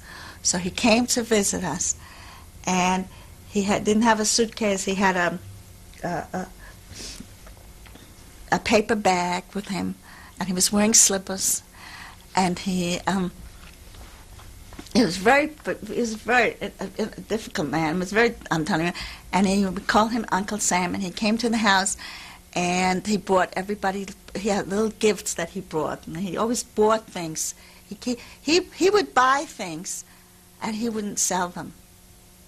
He had a little mental. He was mentally, just, I don't know what you want to call it, but he loved to buy things, but he couldn't part with them. He never wanted to sell them. So he came to, and my husband he came to us, and he wanted to live with us. He was 94. He came, I don't know, clear out of the blue. He came, and he wanted to live with us. And he's very interested in starting a business, and he said he would live upstairs, and the business would be downstairs. But, you know, he completely didn't realize what kind of world he was living in. I mean, it was just ridiculous. He was living in maybe the world of Bialystok of before World War I or something, you know. And so we told him that is you can't do that anymore. This thing's gone, and we tried to educate him. And my husband showed him what's happened, how the world has changed, and it showed him what happened to the radio and what happened to this, and showed him to show him how things have developed up to this point. You don't buy things and put them in the store and sell them, you know. And you just it's that the way he had envisioned it. Well, he couldn't convince him, but he said he'd come and visit us again, and he wouldn't talk. We would want to give him the money to fly home. No, he had to take a bus. He didn't believe in flying, so we took him to the bus station, and we visited him periodically. He lived in one room, and he had a little. And he would just go around, and on Saturdays he would go to synagogue, and he would. People gave him his watches to fix, and he would fix their watches, and that's how he made his living. He fixed his watches, and you know, known around. He would go to the bank and have coffee in the bank. In the bank, we have some of them have coffee, and he's really a very eccentric man. But he was really cute, you know. My kids liked him. We liked him, and he was very. One thing he bestowed upon my children and us was that when he ate something in our house, he wanted to be sure we washed our hands before. He kept saying, "Did you wash your hands? Did you wash your hands?" You know, and stuff like. It's real old school, you know, real old, and that's it. He just came out of the blue, and it's really. He would not go to his daughter in Baltimore. She begged him to come live there. She said, "I have a room for you," and he didn't want to have any. He didn't want to. He says, "No, he wouldn't like that." And he had about 15 or 17 trunks that he would take around, would have with him in his room. And one time he was robbed. Where he was robbed, and they robbed him of all of. It was just awful. Who knows what he had in there, you know, whether it was valuable or not valuable, but he just bought things, and, you know, and he had put padlocks on them, and so they thought whoever was a thief thought it meant something, so that they robbed him. That was somewhere in California, and eventually he died, and then his daughter came and picked up his whatever was left, and there was enough money in the trunks that they had left for his funeral. And he had a funeral. So as far as you know, or your husband knew... That was my husband, that was the paternal side. That was... No one left in Bialystok? Oh, no, there was nobody left. No, I don't think so. I don't think what happened to them... You see, after my husband's father died, that was the year when they had all those deaths because of colds, you know. They had it all over the world. It was diphtheria or what all those different influenza. Yeah. After the war. Yeah. There were all those different things, and so that a lot of the family, even in the paternal family, a lot of people died. I mean, aside from the fact that these people were put outside in the cold, a lot of them, and there weren't enough doctors around to help, I don't think, at the time. That people just died like flies, and there were a lot of them. And so I don't think there was anybody left. It's the only one left in this country now is that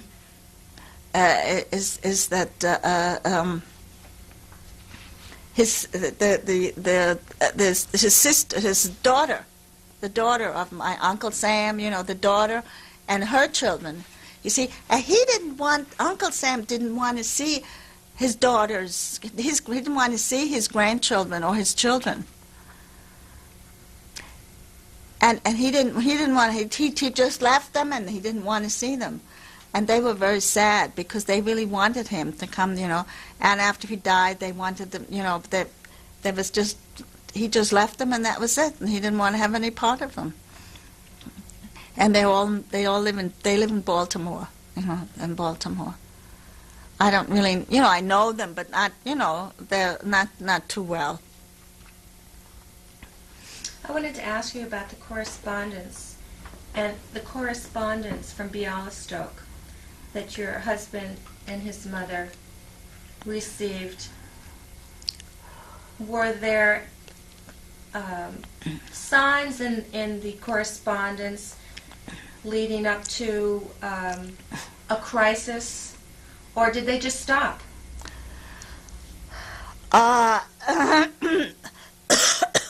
It stopped at a point, but there was the correspondence. There was a time period during World War II when the Russians were in Bialystok, before the Nazis got in, and they weren't doing too badly. They were living, they were eating, they were living like always, because even during World War I in Bialystok, the Germans overran Bialystok in World War I for 3 years. Well, the Germans were there in World War I. So Bialystok has always been subjected to a lot of different occupations. In fact, before they were even Poland, because before it was even in World War I, they weren't even Poland yet, and they became Poland afterwards. So yeah. So the correspondence that they got was that the Russians were there, and they were working, and they were doing their productivity, but it was a little bit more difficult, I think, for the owners, people who owned businesses, but the people who were working, and they were productive, and it was just, it would stop abruptly when the Germans came in, because like I told you what happened, the Germans came in there with the intent that they were going to just wipe them out. That was the whole idea, to come in there and fight from the very first day that they marched into that town. And there was no ifs and buts, you know what I mean? They just came in and shot them. So that until, I think they might even have gotten things till 1942 or 43 maybe. I'm not sure till they got correspondence until that happened, because the Russians were there for a while, and then it was towards the end, when the Russians were pushed out, then the Germans went in, and I mean, I don't know the dates too well. I don't remember the dates too well. I don't. My husband would tell you that, because he read all those books and all those things, exactly to tell you the dates and all that. But I didn't pay much attention to all those things, But, I had other things that I was interested in, and I didn't want to make that my whole life, so I didn't. When you went back to Bialystok in 81 or 85, did your husband meet anybody that knew anybody in his family? Oh, there was no conversations, none. You couldn't do that. You couldn't talk to anybody. Well, the only time we talked to was, we asked people questions, and people just gave you a terrible look. Like, I don't know. Oh, I don't speak the language, or I don't, But they couldn't say that to him because he spoke the language. But you see, even then, they were not, even in the store, they didn't want to. The only one, what happened was, we went into that museum, and there was a woman in the museum who responded and said, yes, I can help you. And she got us in touch with his man. She called him up on the phone, and his man came. And he talked to us, and he went around. But the man who went around with us, by the way, that was an interesting thing too. That man was not from Bialystok. He came from somewhere else, from somewhere else during the war to work, and he was in Bialystok now, living in Bialystok, but he could just tell you, what happened. And so I spoke to him in German. Okay, he spoke German very well. He might have even been German. I don't know for sure what he was. He could have been German. Anyhow, he spoke. He took us around in the right around the area where my husband was interested in going around. And then I took a picture of him. Now, I don't know if I have that picture. I might have the picture. I took a picture of him, and I sent him the picture. When I left him my address. And a few years later, I got a letter from him, and requesting that I let one of his children come to the United States.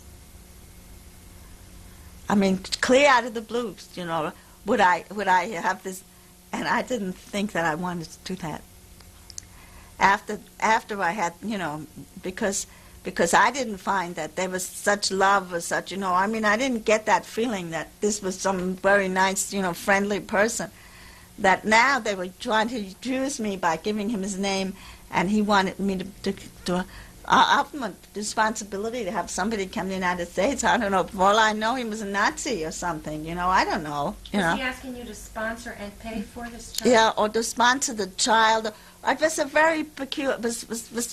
It didn't seem right. Whoever I showed it to said, "Forget it, just forget it," And I did. I didn't, respond to it. I didn't, because there have been such bad feelings about, I did read some of the Simon things that I get for that magazine. Was it Encore?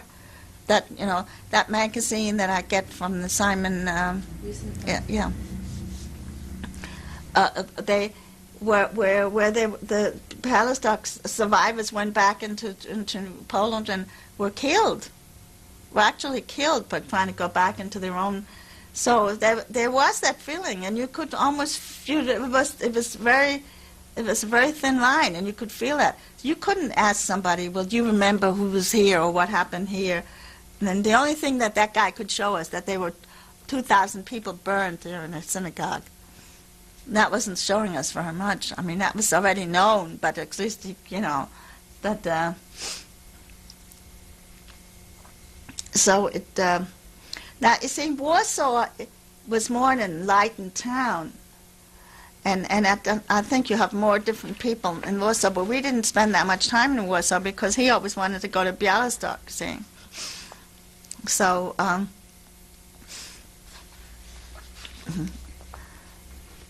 So is it fair to say that this is anti-Semitism? What was that? Is it fair to call this anti-Semitism? Yes, I think so. I think it is, and I think that it was deep rooted way before Hitler ever surfaced. It's not something that just happened, that's from there. And it's still, they're trying to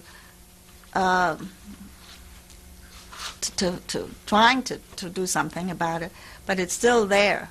They're still there quite a bit, It is all over the world. Let's put it this way. It's not.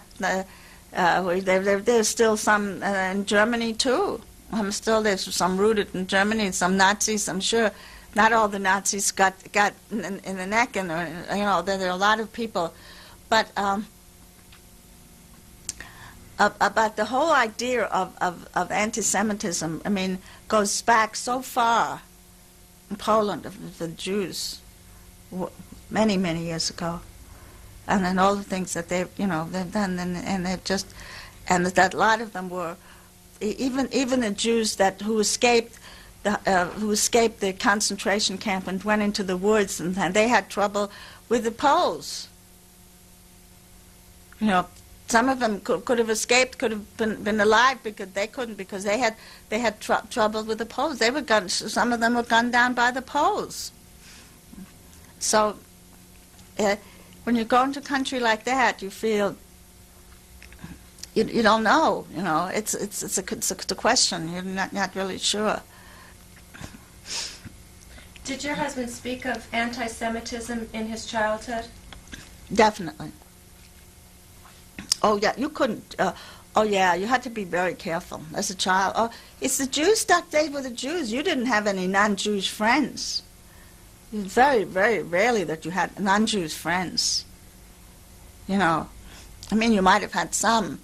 I wouldn't say you wouldn't have any, but as a rule, you didn't, because the Jews stayed in the Jewish section and the others stayed in the other section. You knew they were there, and you talked to them, and you know, but there was now assimilation. The assimilation was in the West, not in the East. Not in the East at all. Except that a place like in Hungary, there was assimilation in some of them, you know, but certainly not in Poland. Well, that's the sort of the rift between the Eastern Jew and the Western Jew, and I still get that from my mother-in-law. But the feeling that because you Western Jews really were not Jews at all. You know, you didn't go to synagogue, or you didn't do this, or you didn't do that. You know, there was always a feeling, even among them Jews themselves, about that. You know, and I just happened to marry into that. That's just one of those things. You know, but I'm used to it now. You know, and she makes lots of remarks to me, my mother-in-law. Well, can you talk about that in your marriage? Mm-hmm. Can you talk about that in your marriage, the difference? No, between my husband and myself, we didn't have it. No. No, not at all. Not at all. We didn't. You know, he didn't. Not that generation, but my mother-in-law's generation. She's going to be 93. But during that generation, there was always that. There was always that feeling that, you know. And then, of course, a lot of people say that German Jews were assimilated, and they thought they were part of their country. And look what happened to them. True. Look what happened. You know, you can be assimilated, but you still have to know who you are. You know, and really have that feeling. That's the bad. That's true. You know. But because my parents and their generation were all gung-ho for their countries.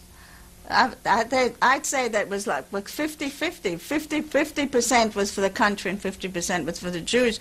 Jews, you know, they were like half and half. But whereas the Eastern Jews were all Jews, and the country was way below, was in their feelings about, you know, the country. Sure, it's my country, but they don't care that much about me, you know.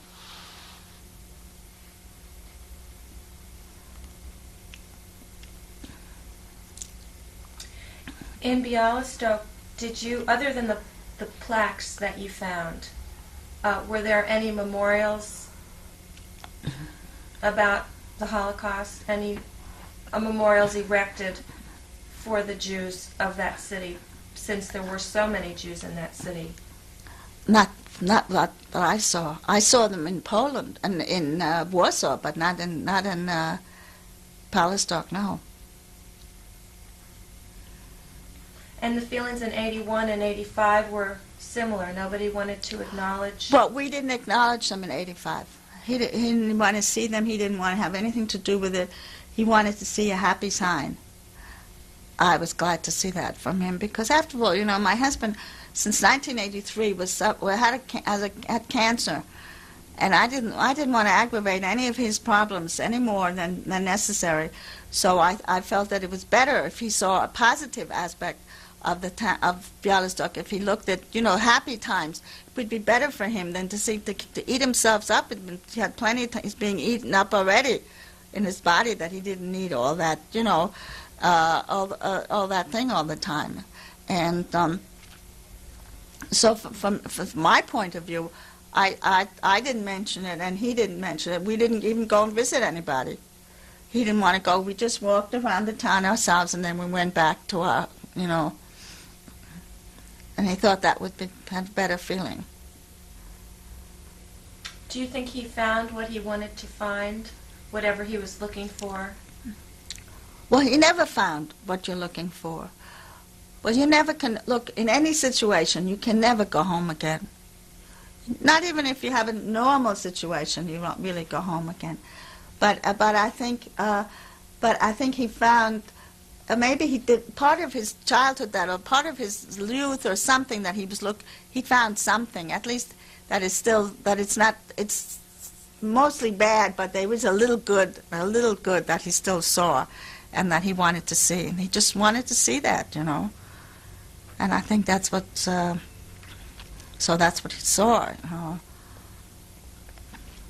Do you think he ever hung on to the idea that there was somebody from his family he could find? That didn't No, they perish? gave that up. The only one that they found, somebody in his family that's found, when I have a picture up there, is there was a cousin of his cousin, that he played with as a child. She was the only one alive of all of them who came out of that. And she was in Russia. She lived in Russia, and she left Russia to go to Israel. And we went to see her in Israel. We went to see her, and so did my mother-in-law go to see her, and so did my sister-in-law go to see them. We all went to see her and her children. And it was a very moving experience. She's still alive. She's in Israel. How did she survive? Huh? How did she survive? Well, she was a young girl. She saw her parents killed right in front of her. She saw her mother and father were killed right in front of her.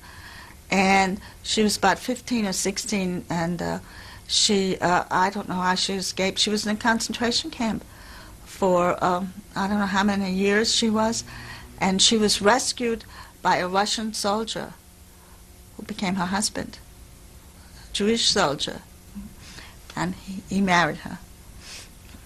And he was a very brave man, a Russian soldier, and he had a very good stature in the Soviet Union. And in fact, after the war, he became head of a he was head of a big plant. They made him head of a plant, and they had a very good life, you know, and all the modern conveniences, anything that you want. We didn't know that. We thought she survived in the Soviet Union and she has nothing, and we were sending her coats and God knows what not. We shouldn't have sent it. It cost us a fortune to send her stuff. And I found out later that they have more than we had. She left the Soviet Union with a mink coat. She had a mink coat, and you know that the state of Israel paid for them. They moved a piano, a mink coat. She had a beautiful dishes and stuff, and all that. She left the Soviet Union, and Israel paid for all that to be sent to Israel. Isn't that amazing? I couldn't believe that. When I went to visit her, I saw all the stuff that they had. I was just thinking of all the times we went through all the troubles to ensure we could